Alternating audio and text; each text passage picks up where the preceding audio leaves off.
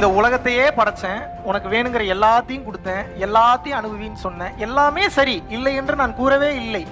இத்தனையும் படைச்சது யாரா அப்படின்ற சிந்தனை உனக்கு ஏன் வரவே இல்லை? அப்ப இத்தனையும் படைச்ச ஆள் ஒருத்தன் இருக்கான் அப்படின்னா அவனை பார்க்க வேண்டும் என்ற ஆசை உனக்கு ஏன் வரவில்லை? எப்போது என்னை பார்த்தாய்? எத்தனை வினாடிகள் என்னை நீ பார்த்தாய்? எத்தனை முறை நீ என்னை பற்றி சிந்தித்தாய்?